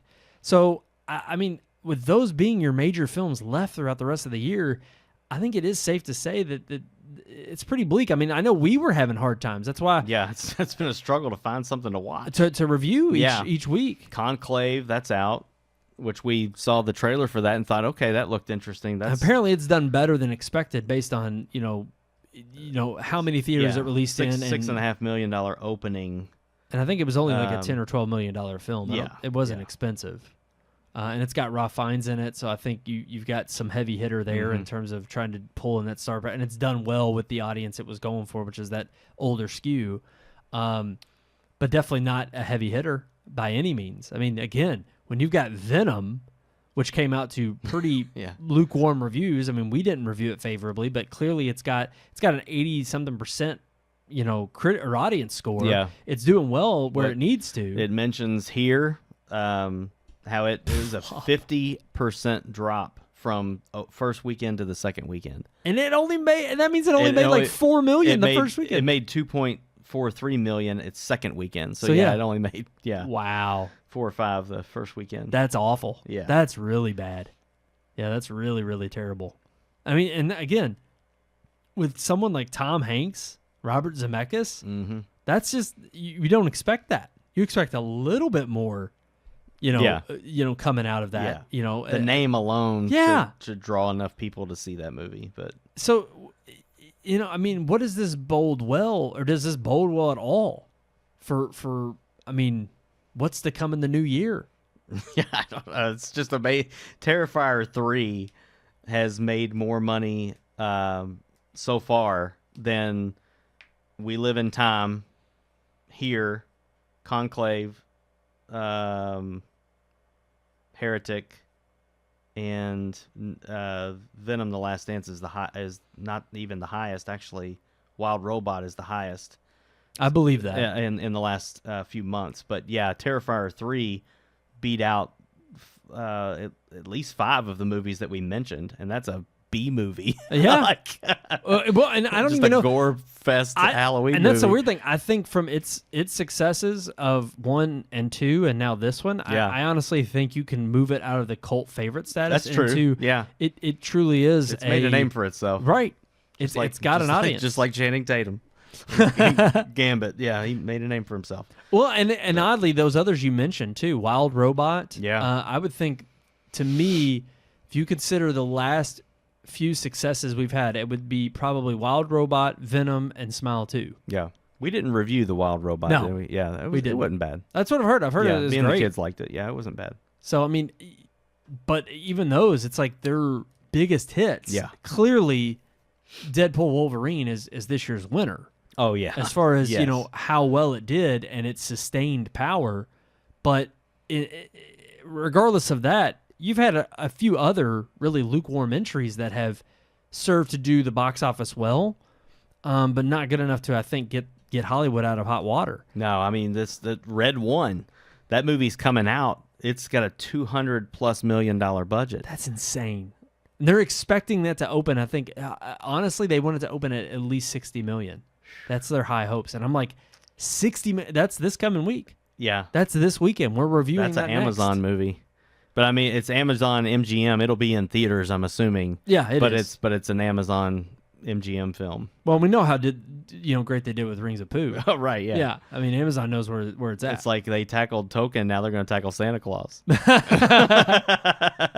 With The Rock and Chris Evans. I mean, and The Rock is another one that has proven to not be the golden boy anymore. The golden egg, laying the golden egg every time he's in a movie. I mean, he's had enough flops that, again, I wouldn't say they were bad movies. I mean, Jungle Cruise was okay. Yeah. Didn't sell tickets. Yeah. Jumanji 2. Jungle Cruise wasn't in theaters. That was a No, Disney it was Plus. in theaters. Was it? It was in theaters. I thought that was just a Disney Plus movie. No, it came out in theaters. And in fact, I think that's why they pushed it to theaters, was with him and Emily Blunt thinking that pairing was going to get butts and seats, and it didn't. It flopped. And it wasn't a bad movie. No, it wasn't. It was good. The one that came out on Netflix with The Rock in it, and Gal Gadot and Ryan, is it Ryan Reynolds in that one? Oh yeah, that was a couple years ago. Red Notice? Red Notice. Yeah.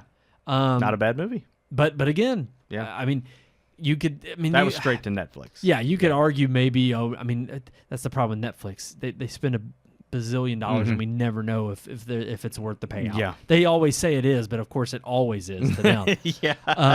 But yeah, I don't know. I'm very. It used to be that it was like, if you attached his name to it for at least a good 2-3 year period. Yeah. And he's still considered, I think, obviously one of the highest paid actors to get in a movie. But I just don't think he necessarily Keith and I were joking about this recently with him getting back involved in wrestling. With wrestling, yeah. Granted, yes, he is now on the board of TKO. TKO, yeah. But that's what I thought. He didn't have to go and try to get back in the ring or try to get back. And granted, there's still a fan base there that want him, and the arc they chose for him was a good angle. And granted, thankfully, he gave into it and went that angle, that route. It's more of a heel angle than a baby face, and it played out really well. But him even being involved in that is like, I guess the Hollywood thing ain't working out so hot that you got to come back and dip your toe back into, where your bread was buttered originally. Yeah. And look, he'll always have a fan base there. But I just think it goes to show you that, Batista's another one. Talking about going from wrestling to, the Hollywood game. Yep. And he's not been one of those A-listers that have either reached, he definitely hasn't reached the echelon of The Rock. No. Let alone. And now that the Guardians is kind of done, yeah. Right. What else is he just had that one recently that came out. What was it? It just dropped like a month or two ago. He was out promoting it. Really? And because it even had Drew McIntyre. I'll say the only other one that I know of was the M. Night one. Knock at the Cabin Door. Knock at the Cabin? Yeah. Yeah, and that was that one flopped as well. Yeah. Let me see. I'm looking him up. Dave Bautista, his most recent, The Killer's Game. I have not heard of that. Yeah, that just dropped like 2 months ago. Okay. And it flopped.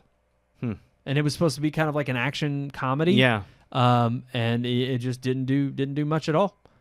Flopped at the box office. So I'm like, there are some things that I want to cheer on as being original that I think are trying to add some flavor. But for the most part, I hate to say it, I think you're going to have to start seeing a lot more doubling down on some of these new ventures and taking risks, but not in the $200-300 million range. Yes. You need to see the risk and originality from the Blumhouse or the A24s that if you do take a loss, maybe you take 9 losses, but that 10th one is a huge success and it covers all the 9 losses. But they're all made for $10, $15, $20 million. And then when you get one that makes $200-300 million, it covers all the bad ones. But you start to sneak in that originality again instead of just relying on your $200-300 million tentpole films. Yeah. Because we know that when you put those out there, like this Red One, it's a huge gamble. And if they flop now, it just means it's like, oh, no, I guess, we just can't put out originals anymore. You start to blame. It's destined to flop, dude. It's not a family movie. You're It's making true. a Christmas movie. It's PG-13. You can tell from some of the stuff in the trailer, this is not going to be a kid-friendly movie, even though they're packaging it that way with CGI And snowmen Santa, on the beach yeah. and Santa Claus and all that. I just don't see it being.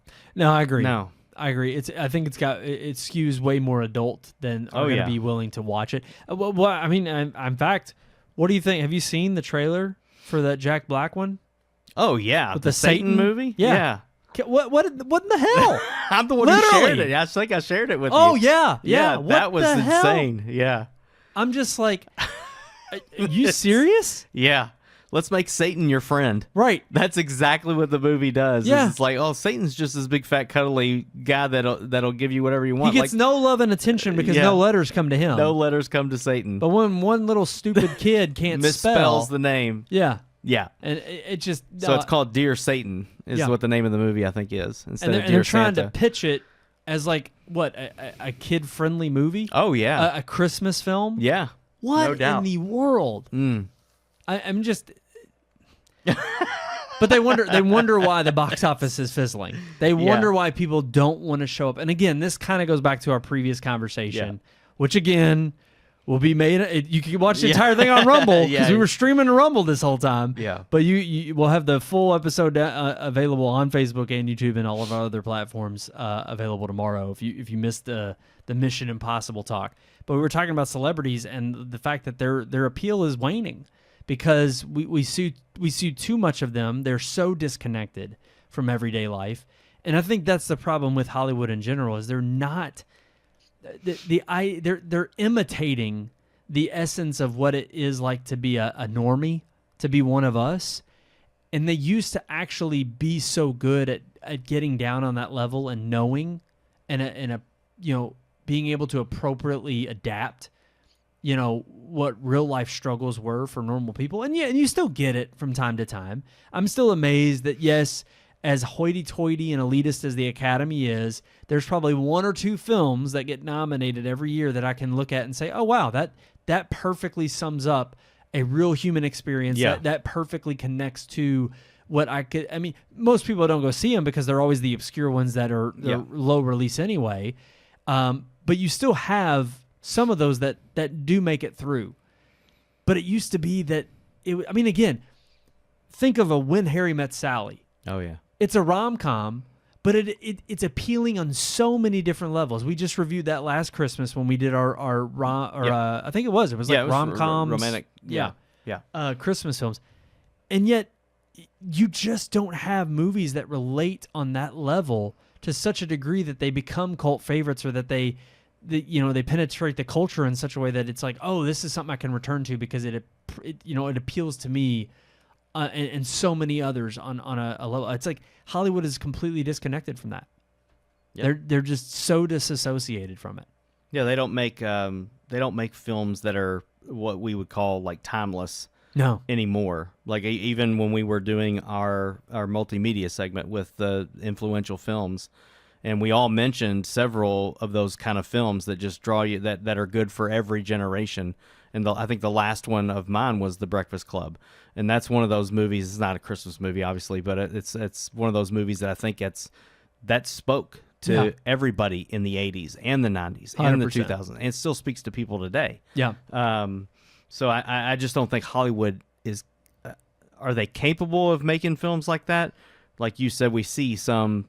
kind of penetrate through the crap and make their way into people's hearts and minds, but I just don't see many films like that coming out of Hollywood anymore. No, I would agree. I don't think you do, and I don't think they're.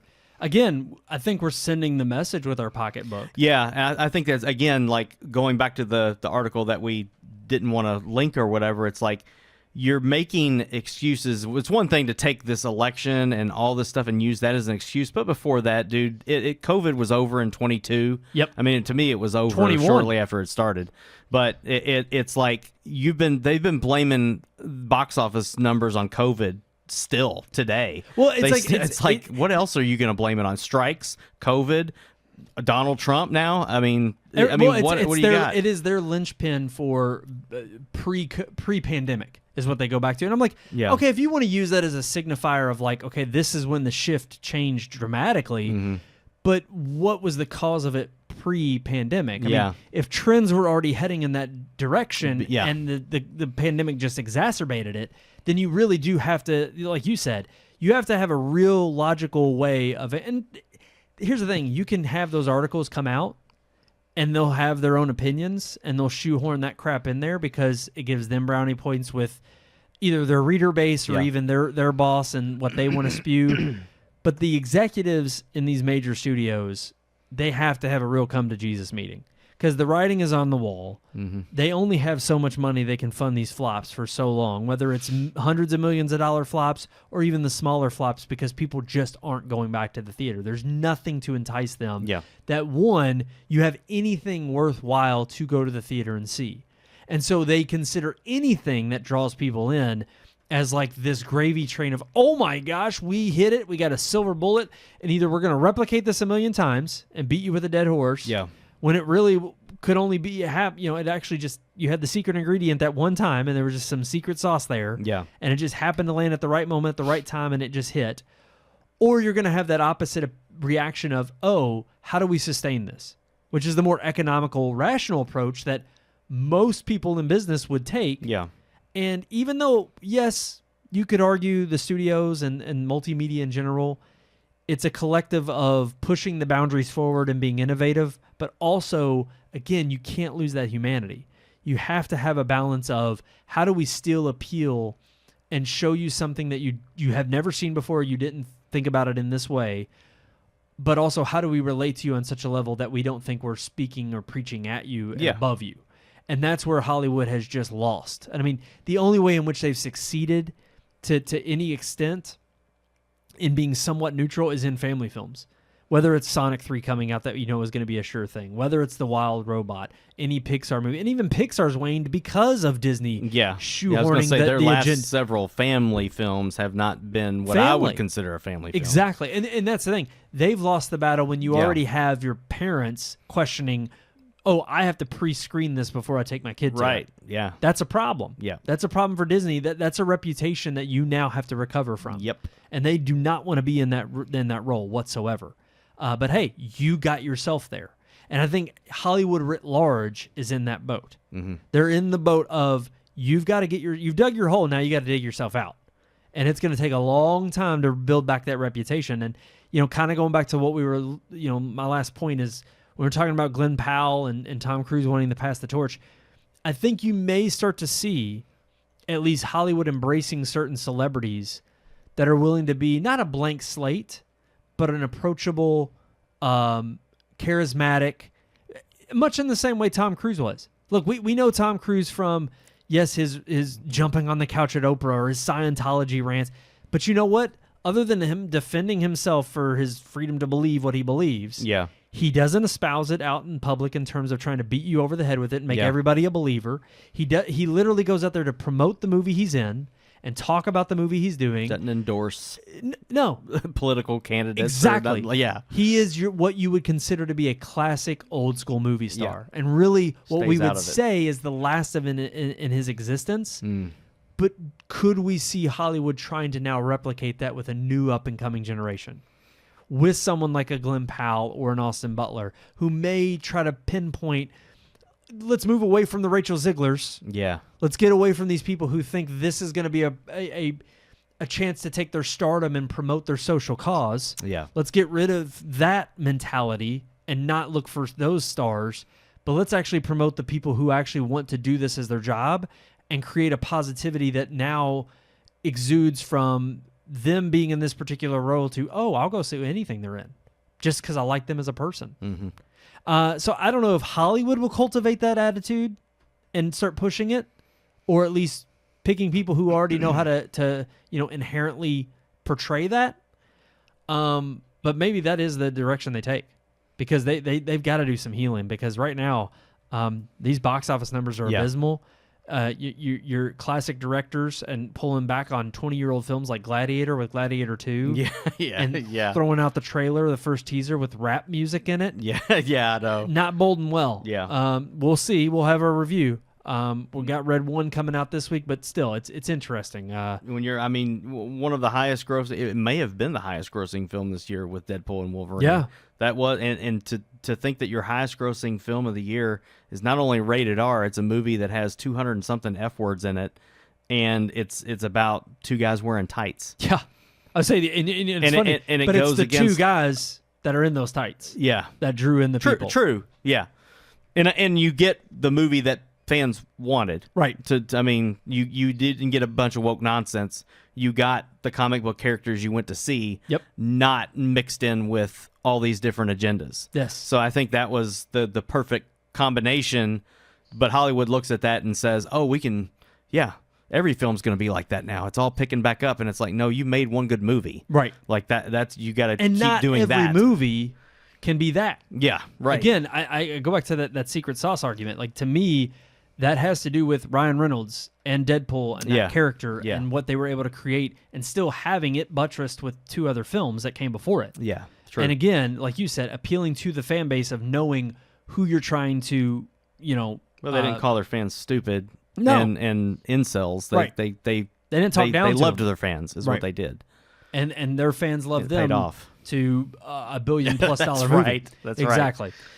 So, okay, with that being said, I think we're ready to move into our final segment, our relationships. Let me tell you about the birds and the bees and the flowers and the trees and the moon up above and a thing called love.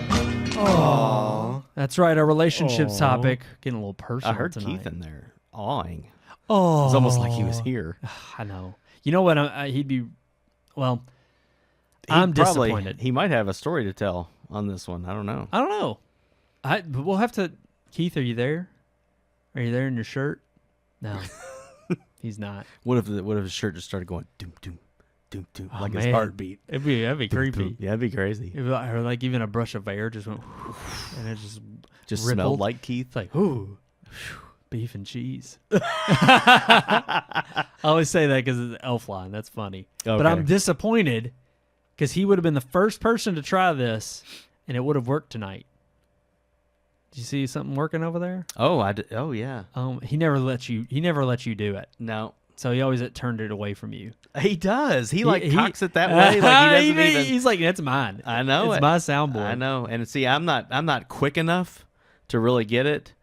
I wanted to prove that I did not do any. It has been working it's from been- the top of the show. That even our show hasn't been working from the top of the Exactly. show. But But that this thing has. has been. I That just is- haven't touched it. 100%. I'm gonna touch it in a minute. I say you got to do his classic one. I'm gonna touch it in a minute. All right. Well, So you go ahead and tell all us right. what we're talking about. I'll tonight. introduce our segment. So it is a little personal, talking about in relationships. Yeah.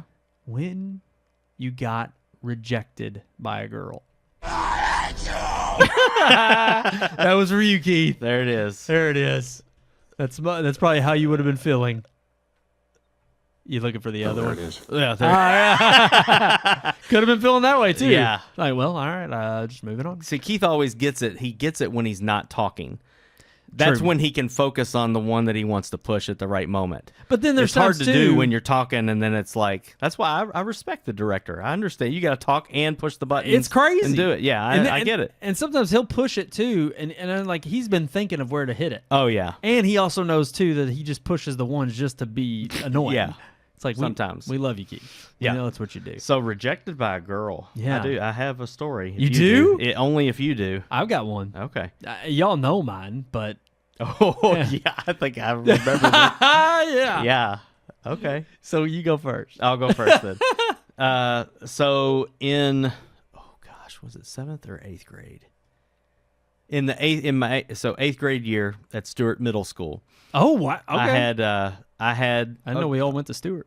You went to Stewart? No, sorry, I went to Stewart. Keith didn't. He went to Johnson. Oh, okay. Yeah. So yeah, at Stewart in the 8th grade, we had 8th grade dance, and there was a girl that I liked, and I thought I'll ask her to the 8th grade dance, and so I did, and I guess she didn't have anybody to go with. She said yes, so we went to the 8th grade dance together, and that turned into a relationship because after the 8th grade dance, we were going out. Yes. That's what we called it back then. We were going out. Yep. And we didn't go anywhere. We just went out over the phone, pretty much. Because we weren't driving it. So we were going out for probably a good year. That's a long time back then. Yeah, it was. No, okay. I will say it wasn't quite into my. Yes, it was. Sorry. Yes, it was. Ooh, Because you it took was- it all the way to high school? It was into high school because she went to Doss and I went to PRP, and we were still going out at that time. That's serious. So, but we used to get together. Like, I'd go to her house. My parents would drop me off over at her house, and we would hang out there with her parents, of course. And then sometimes we would go to Dixie Manor, and we would see a movie at the Dirty Dozens. That's it. And we would go look around at some of the stores and stuff over there. That's hanging out. And there was this weird thing, like even after going out as long as we did, I can honestly say that we never really like kissed, like really kissed. Yeah. And the one time that I tried, it was total and utter rejection. Oh. Like turned her face away and everything. Wow. Yeah. Oh, and so no. How long? So is this a year in? This was probably 6 months to a year in. Yeah. Oh, wow. It was a while, but it was the weirdest thing because that happened, and then I finally it happened a couple of times, and so I just finally asked about it. I was like, what's going on? What's going on? Like, and because it was my first girlfriend, so I wasn't trying to push things. I had never kissed anybody either, so I was Just trying to get a little practice. I was just trying to get some, and something. And no, she literally said, she was just like, and she had weird quirks. Like there was weird things. I mean, but this one, she was just as any eighth grader. Yeah, she was just it was weird. Like she wouldn't show her feet. Like you never saw her barefoot. She would always have like Neil's socks and shoes girl. on. Like she if she took her shoes off and her socks were on, she would go to the pool and get in the pool with socks on. She did not want to show her feet, which means she had fugly feet. I would assume. Even still, but that's it was just weird. But anyway, she went into this whole thing about the kissing thing, and it was just like I literally. The idea of your mouth spit and mine being in mine it's like makes me nauseous. Like I want to puke. And it wasn't just mine. She was just like general. in general. Like it's just I think kissing is gross. That was the excuse she gave me. I didn't have bad breath or anything. That was back when it was like all Axe body spray and you did like, a whole bottle of mouthwash before you went somewhere. Yeah. Like I was trying to make it I was trying to make it appealing. And yeah, it was just total rejection of the whole kissing thing. And I was like, oh, okay. Like, I don't know. Yeah, I'm sitting here thinking this is like, I kind of love this girl. So where we go? Yeah, it was like the first one is always the one you think you're going to marry. Yep. And I'm just like, if we get, to the honeymoon, is she going to want to do that? Or is that going to be too gross for her too? And if that's the case, I don't know how I'm going to deal with that. But of course, anything at that time, it's set in stone. Like if she don't want to kiss, that was it. Yeah, it was just like okay, she don't want to kiss. Yeah, we're just not going to do that. Right. So it was weird, man. But it was like total. It didn't last a whole lot longer after that. So you still kept going with it? Yeah, that wasn't the end of it. No, it didn't turn me off. I liked her that much. Did she like to hold hands? Oh yeah. Everything hold but hands, kiss. Lay on you, like yeah, she wanted to be close. Oh man, and I didn't even like that. Could you kiss her on the cheek? Yes. She did not like kissing on the mouth. It was you could do that. Okay, but nothing. Not the open mouth. Not making out. Not making out. No. She did not want to make out. No, that's not. It was so freaking weird, and so that it finally she went to DOS. I went to PRP. It got to be. She got to DOS. She learned how to make out quick. She probably learned how to make out with somebody. Yeah, that's right. I knew some DOS people. But yeah, it was the weirdest thing ever, and I chalk it up to she just didn't want to kiss me because eventually she kissed somebody. Honestly, it probably was just an age thing because I remember thinking, I never had a phase where I didn't want to kiss a girl. Right, right. You're a guy. I definitely had now, and this is going back to a story I know we've told like way back on the podcast. Mm-hmm. All I'm saying is my first kiss. One was just like, a little peck, but it was actually 2 kisses. I had 2 kisses as my first kiss, but it was on a field trip, and one was like a little peck. The other one was a little wet, but it was not the good kind of wet. It was just like I was in like 5th grade. Wow! I was young. Yeah, hitting it early. But the thing is like, and I don't blame. Nobody knows how to kiss at that age. Sure. So it's kind of one of those things where you look back, and of course you're just like. In your mind, mentally, you're not prepared for what it is, and you're just thinking it's something that, I see people, adults do this, and, it's romantic, and I want to do it. And it's just like, you have no idea how to, which, hey, you got to have some bad kissing to get some good kissing. Yeah. But it is interesting because I think maybe she was just afraid and she wasn't ready to cross that line yet. And then she just got to DOS, and probably maybe junior, senior happened. year, she just decided, who knows? Yeah. You never followed up with her. On the kiss? No, just in general. Did you ever stay in touch? No, not really. Not after that. Yeah, just over. No, I mean I've hit her up a couple of times on Facebook. Not since I've been married, but before. Well, no, yeah, it would have been because I didn't have Facebook until I was married. But it was like I saw her on Facebook on something and was just like, oh my God, it's been forever. Can't believe you're on here. Like, that was back when it first went to where you didn't have to be in college to be on Facebook, Yes. where you didn't have to have an education email address. Yep. And I bounced up on Facebook and was just like, oh my God, everybody I know is on here. Yes. Like I was talking to everybody. Yeah. And so like an old person. Oh, yeah. Yeah, That's just what like it's catching become. up with old friends. That's what it's become. Yeah, so now. I did that years ago, probably like 15 years ago. I mean, clearly she's, I don't know if she married or have kids now. Who knows? I think she had a kid when I talked to her 15 years ago. Okay. Yeah, Well, I I'm was pretty saying, sure. wouldn't that be interesting if she Yeah. still hated kissing, but she was like, I don't mind that.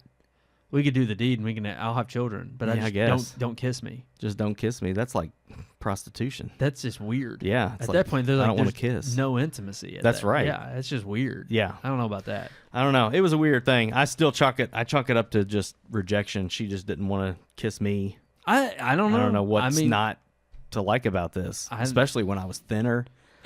Like when I was 128 pounds Had it and, going and on. had muscles because I was working out in I'll high tell you school what it was. and You all didn't that. have that salt and pepper going on at that time. That's true. It was all just Mostly pepper. salt now. Yeah. I think if you had a little bit of salt and pepper, she would dove right in. Yeah. She got a little taste of that. Yeah. A little Clooney. Mm. You know? I spent a lot of money on her too. That was another thing that really ticked me off. You tend to. I spent a lot of my money on her. I mean, y'all dated a Well, while. I take that back. I spent a lot of my parents' money on her. Yeah. I didn't Your have a allowance. job, but it's like I got paid for doing odd and end jobs, and then I got birthday money and that kind of stuff, and it literally went to buying her Christmas gifts and That's buying what her you birthday earned at the gifts. time. I mean, and you spent it on her. I think I spent like $80 on an Elvis book because she was a huge Elvis fan, Oh, and I man. bought her like this big, thick Elvis book. I don't even remember where I got it, but I'm telling you, it took all my money. $80 was a lot. Oh, heck yeah. Back in that was a 1998. fortune. Yeah. A fortune. I remember selling my Sega Genesis at a yard sale for $20, and I thought I was rich. And I was like, "Oh my gosh, I got can't believe $20. this is still worth $20. This is crazy." That's crazy. Yeah. Oh yeah, man. I mean, $40 at that age, $80, let alone. I'm like, Yeah, whoa, it was a lot. that's a lot of money. Mhm. And yeah, oh man, no, but so my rejection. I don't know if I've told it on the show before. Tell the whole story. I want to hear it. The whole thing. Well, it's a little long-winded. I'll tell the abridged version. All right. I'll name drop. I don't mind, because it's been long enough now, and this girl's definitely married, probably has kids. I would not be surprised if she's got kids. So Abby was her name. Well, yeah, I know. Oh, you know, see, I've told you. Yeah. I've told this story either personally to you all. You were in my living room telling this story one time. Oh, I forgot all I think about I have that. it on video, Oh. actually. That was in the thick of it. That's what it was. It was going on. Yeah. Because that was when, at the time, the details were unknown of how it was going to all work itself out. Mhm. There was still a chance. There was a hope. Mm. Because when that happened, I was very much in like. I'm not going to say in love. In like with this girl. Mm-hmm. Very cordial, good friends. Like, and really one of those genuine friendships that just came out of like. I mean, again, similar interests, but also being involved at the BCM, which is the Baptist Campus Ministries at U of L. That was kind of where I was plugged in during my college life, and met a lot of my college friends through that organization, and still I was there pretty much all 4 years, hung out there, was deeply involved, and she through her odds and ends would come in there from time to time, and also was involved, and we just struck it up and just cordially and congenially just got along really well, just gravitated towards each other. And really I chalked it up to what I think worked out in my favor was she had a boyfriend when I met her. And again, I can't remember. I think it was sophomore year was when I first met her. And of course I thought she was cute, but I didn't know her real well. And the more run-ins we had, it was just like I said, a genuine like friendship connection. And then of course getting to know her more and then realizing she had a boyfriend, it was like, oh, okay, then hey, she's taken. And it was really like, I was just kind of on the perusing, looking around in general at anyone in college. I mean, you're in college. If you're not already settled in, I mean, the old adage when I was in college was like ring by spring. There were people that would just like partner off and like fall, and then it was like boom, they're already engaged by springtime. At least in the BCM world. Now there were some devastating breakups too, and that was always drama. But no, I mean it was crazy because we grew closer the longer college went on through my junior and senior year. But at the same time, like as I was getting to know her and we were just becoming real good friends, she was still with the same guy. So in my mind, I'm just like, it allowed me to naturally be myself without thinking like, oh, I got to be somebody that I'm not. Try to impress or try to somebody. impress her. It was just, it allowed me to just open up more and be genuinely me without trying to put on a show, which actually is, it's the better way that I interact with women. I'm always awkward if I think there's even a chance, or I'm just, I'm terrible in terms of like first approach or appearance. And then it's like, as time goes on and I warm up to you or you get to know me, it's like, then it's easy. Then it becomes smooth. So with her, I was just like, oh, she's with this guy. They've been at this point dating 2.5 years. Like she's talked to me about, some of their personal conflicts. I've helped her out platonically with certain things in the relationship, but it was very much like they're headed to marriage. Like this is the path that they're on. He's going to eventually propose. Like they're going to end up together and get married. And of course, a little bit in between that is when the thing happened at your place where I'm just like, I'm feeling a little good. I'll just put it that way. And I'm just pouring out my heart and soul to you all. And of course, really Keith's being the good friend of just listening to every bit of this. And you and Neil, rightfully so, are in the background just like, what is this? Like, we're supposed to be a guys' weekend. Like, come on. It was funny. Yeah. You can laugh about it now. Yeah. But like, so that was kind of in the middle of all this. Well, fast forward to like senior or right before senior year. This is the end of junior year, about to go on summer break, into the spring semester. And I get word that she is broken up with her boyfriend. Meat's back on the menu. So I honestly, first thought in my mind was not like, oh, gotta make my kill shot. Like I'm moving in. It was genuinely like, I'm hurting for my friend. Like I know this was a big deal. This was not something to take lightly. And so first thought in my head was not, oh, I'm moving in. Yeah. It was really like, oh my gosh, how are you doing? Like, I know this is a big breakup. This is a big deal. Yeah. And so I carefully like treated it that way. And of course, kind of as a friend would, just, cared for her through that time. And really, honestly, it was only about maybe the last few days of that semester. And truthfully, at that point, I gave her space. Didn't reach out to her, didn't talk to her. And then looking back, like, that was the right move. It was like, hey, just give her time and, like, not try to... Well, then as the summer went on, and it was like, I still just kind of was doing my own thing. This was actually, like, the first time I really, like, honed in on my fitness journey. And this was before, again, knowing that she was, like, broken up. And I was like, I want to get thin for my senior year. Me and my brother, I was living with my brother at the time. We did P90X. And I was like, man, I'm going to do 3 months in the summer. I'm going to come back and I'm going to look ripped and jacked for the fall semester. Senior year is going to start off great. Yeah, she wasn't even in my mind. It was literally like, hey, I'm so sorry, but obviously, like, hey, if you need a shoulder, I'm here. Went on with my summer. About halfway through the summer, randomly she reaches out to me about, like, helping her put in some, like, car stereo. I was like, oh, yeah, I could absolutely, I could help you out with that, Didn't work out to where, like, I honestly think that was when we went down to your place. But it was like a weekend that I wasn't available or free, and she ended up getting it taken care of or whatever. And I was like, oh, no worries. Like, we can catch up, sometime before school starts.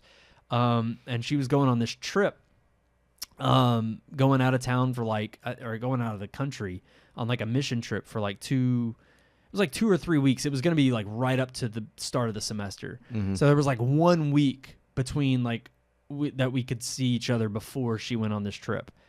And so I was like, man, she was kind of, we were chit-chatting, like texting back and forth, like, again, normal platonic, just friendship things. But we were still trying to nail down like a time we could hang out before she went on this trip before school started.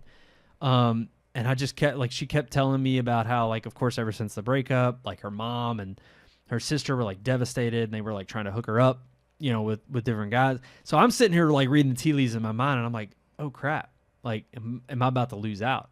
I'm about to lose my chance of like, if I don't say something now, you know, she's going to quickly move on. Because here I am thinking like, oh, there's a timer.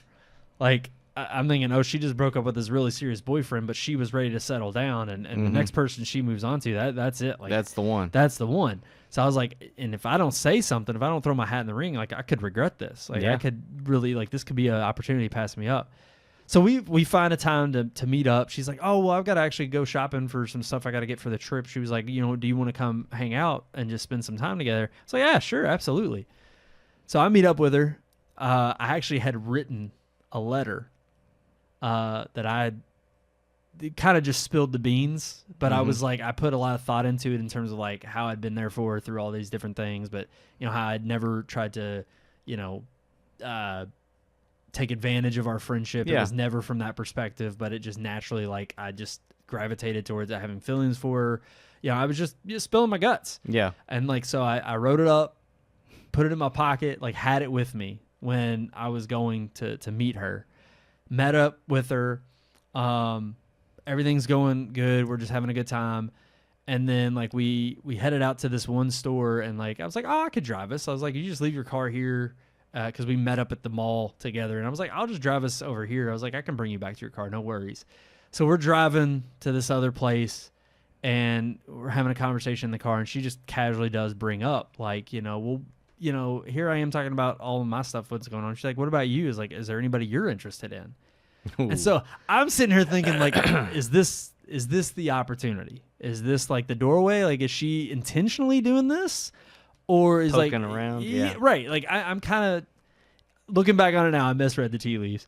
But at the same time, I'm like, oh, maybe she's kind of poking and prodding like, hey, like I'm interested if you are. So I kind of just gave up a little hint of like, yeah, no, I've got somebody on my mind, and like, yeah, you know, it's been going well a little bit, but I kind of beat around the bush a little bit, you know, and we finally get to where we're going, and there was like a Starbucks nearby, and I was like, well, let's get a coffee. We just get coffee and walk around, you know, because we were doing a bunch of different shopping in another strip mall. So we go to Starbucks, and I basically finally just caved, and I told her and how I felt, and the mood completely changed. Completely changed. So awkward. Freaking, it was one of the, I rolled with it at the time, but it was, and I tried to play it cool, but I knew it was like completely wrong. Ooh. Total mood change of like her just being not giving me the cold shoulder. She was really good about just like still being happy and happy-go-lucky. Yeah. But very much the, I shouldn't have said a word. I shouldn't have said anything. Should have just let you in your feels and just still been the friend and the shoulder to cry on. So sure enough, I never gave her the letter. It stayed in my pocket the whole time. I was obviously getting the vibes and the signals clear as day. And like we're in the middle of this store, like shopping around. I was like, oh, I need to get some sunglasses, and like I'm trying on these different pairs, and I kind of see her off in the distance. Well, she gets a phone call, and she just comes back over and she's like, hey, I gotta head home. I've got like my sister just called me and has to have me do something, blah blah blah. I don't know. Yeah. And immediately I'm like, you just texted her and was like, I need to get out of here. Yeah. Like, this is not good. And granted, I understand, I get it, because I'm like, she's sitting here like, she's confided in me. She's trusted in me. Yeah. You know, I've been there as a friend to her. I don't think, like, even if there were feelings that could have developed, like, that was not the right time. Like I said, all this is hindsight's 2020. But take her back to her car. So me feeling like I'm just, you know, I'm hot stuff now. I've been working out for 2 months, and we're about to go, and I'm thinking, you know, no, I got to press hard. I got to let her know. Oh. So it was too ballsy, way too ballsy. I text her, like I get home and I go ahead and text her, and I'm just like, by the way, I just want to let you know, like, what I said was true, blah, blah, blah, blah, blah. And like, Yeah. I kind of just reiterate what I said. And I was like, and I just want you to know, like, if you're interested, I'd like to take you out sometime. And sure enough, like, she just texted me back. And again, cordial, very pleasant, nice. But she was just like, in a joking manner, she was like, I don't remember the whole text. I just remember one of it. She's like, hold on, Speedy Gonzalez. And immediately, as soon as I read that, I was like, this is not good. Yeah. Pretty much rejected me. Just not in a like, oh, I never want to talk Not a to you. mean way, yeah. No. But very much was like, okay, no. There's no misreading this at all. Like, shot my shot, totally missed. Mm-hmm. Okay. So I'm not gonna lie, it hurt, and I was definitely like bitter about it because I thought there was something. Yeah. And pretty much, she did not contact me from that point on till the start of the school year. And I remember it was like 3 weeks later, first day of class, and I'm like on campus, and we happened to run into each other. Awkward as hell. It was very short, like, snippet of just like, oh, you know, how was the trip? Oh, it was great. Oh, well, I'll catch up with you later. Very short, Yeah. to the point. So finally, I'm just like, at this point, I just don't even make any overtures. Don't reach out to her. I'm just like, all right, look, I get it. Okay, came on too strong. You don't have the same feelings for me. I'll leave you be. She, long story short, into that semester, that winter or fall semester comes, she needed help with like a little project. Reached out to me. It was kind of an olive branch. I helped her, but I was still a little bit bitter about what was going on. Felt like I had reciprocated feelings that she obviously didn't, back. Or I had given her feelings that she didn't reciprocate. And so I'm sitting here and I think, starting to be a little bit harsh, a little bit more standoffish and cold-shouldered. In a wrong way, because I think she was genuinely just trying to strike up the friendship again, and I just didn't have any business in that, and I was kind of pissed at that point, and I had no reason to be. Because look, at the end of the day, like, she didn't owe me nothing. She just didn't have the same feelings. So be it. I can look back on that now and have that realization, especially because the guy that I know she was hanging around at that time ended up being her husband. And they did get married. And it was like literally a month after this whole thing happened with. And I honestly think what it was is the most that stood out to me from that guy, just having barely knew him, he was just there for her. Didn't try to pursue her. It was just like he was there for her and let her come around to him in her own time. And I think him just being there for her and not trying to, again, be this guy that just swooned after. She was a very pretty girl.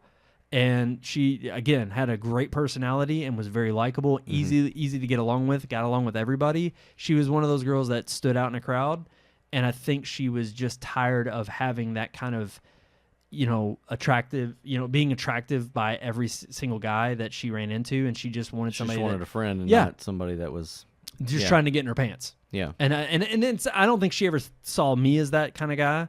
But I just don't think she had those same feelings for me. And I think that ultimately it was just kind of like it was more of a, oh, you too? Yeah. And she lumped me in with that category, even though that wasn't the case. And I think her extending that olive branch was her coming back around to be like, oh, I don't see you as that, but can we still be friends? And of course, at that time I was just so bitter. I rejected it wholeheartedly. Yeah. But no, it was definitely, it was a tough one to swallow. It was a tough pill to swallow, and it took me like a couple years. I'd say like almost 3 years to get over it. And in fact, it was like almost a year later. I knew from Facebook that she was engaged and to this guy, and by happenstance, I was going into a Kroger. It was on Super Bowl Sunday, and I was going with a friend. We were going in there to get something for Super Bowl Sunday. And literally just ahead of us were them walking in together, and like hand in hand, her head was like on his shoulder as they were walking in, and it was so freaking painful. You're like, it that was could have been me. so painful because it was just like, I don't need this right now. And I mean, it just freaking killed the mood. I did not want to freaking do any Super Bowl party, nothing. It was awful.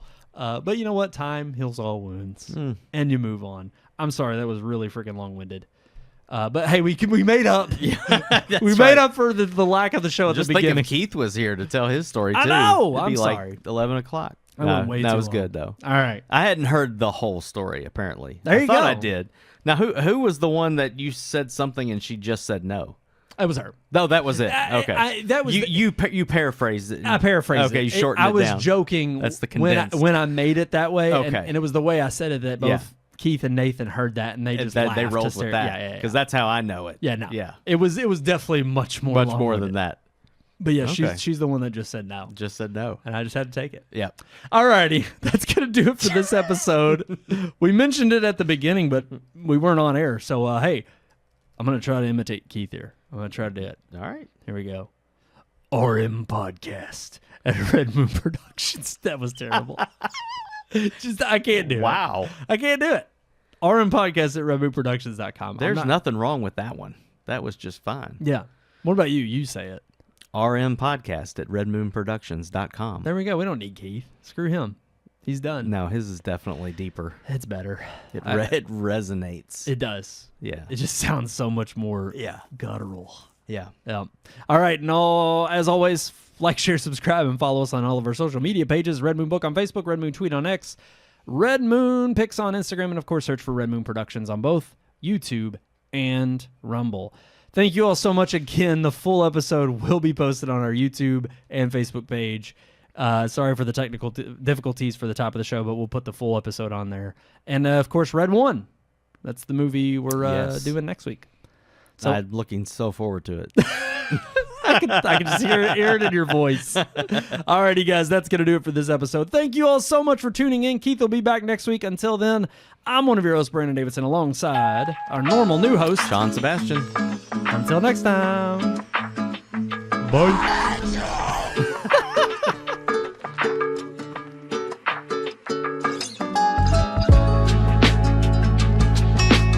We hope you enjoyed this week's episode. For more reviews, previous podcast shows, and everything Red Moon, visit our website, redmoonproductions.com. You can also like us on Facebook or follow us on Twitter by searching for Red Moon Productions, LLC.